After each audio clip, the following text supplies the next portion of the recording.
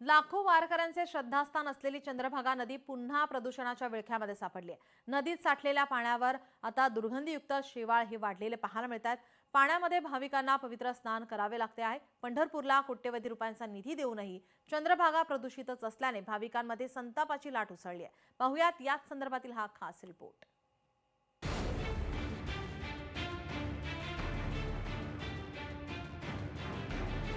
अवघ्या महाराष्ट्राचे आराध्य दैवत असलेल्या तीर्थक्षेत्र पंढरपुरात विठुरायाच्या दर्शनासाठी लाखो भाविक येत असतात।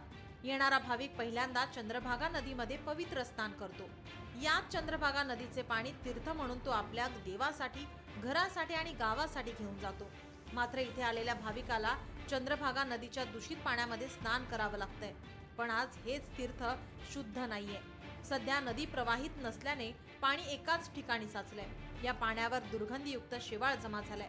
नदीची ही अवस्था भाविकांसाठी अत्यंत वेदनादायी आहे।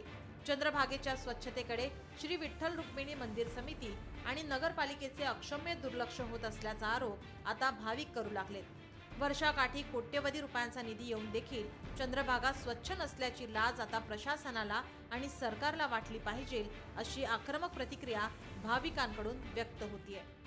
हे पाणी आम्ही पिण्यासाठी वापरतो तीर्थक्षेत्र म्हणून, तरी इथली स्वच्छता किंवा ह्यात शेवाळा वगैरे भरपूर प्रमाणात असल्यामुळं माझी नम्र भाविक म्हणून विनंती असेल की पंढरपुरातले हे पवित्र जपण्यात यावे।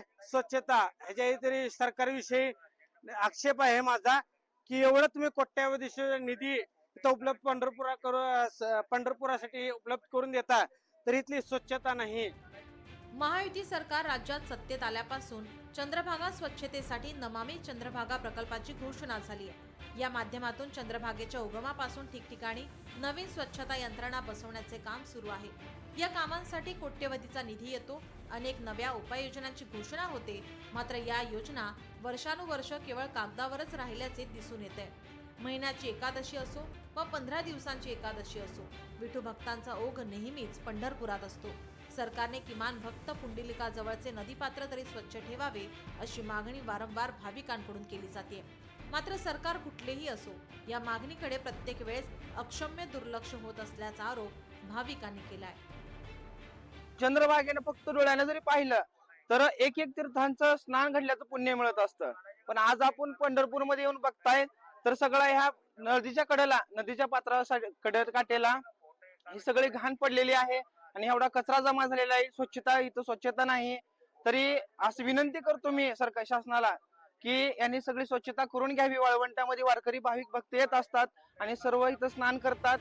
चंद्रभागेचे पावित्र्य राखण्याची जबाबदारी सरकार आणि प्रशासनावर असली तरी भाविकांचे देखील ते कर्तव्य आहे। नदीत स्नान करण्यासाठी आलेला भाविक नदीची पूजा करून नारळ, फुलं आणि ओटीचे सामान नदीतच टाकतो। दशक्रिया विधीसाठी आलेले नागरिक देखील कपडे नदीमध्ये फेकून देतात। त्यामुळे नदीपात्रात सर्वत्र अस्वच्छता आणि घाणीचे साम्राज्य पसरलेले पाहायला मिळतंय। भाविकांनी फक्त सरकारवर जबाबदारी ढकलून उपयोग होणार नाही, अशी भावनाही पंढरपुरात येणाऱ्या भाविकांनी व्यक्त केली आहे। एकमेका सहाय्य करू, अवघे धरू, सुपंथ या उक्तीप्रमाणे भाविक आणि प्रशासन यांनी हातात हात घालून काम केल्यास चंद्रभागा स्वच्छ करून तिला मोकळा श्वास घेता येईल। अभिराज उबाळे, लोकशाही मराठी, पंढरपूर।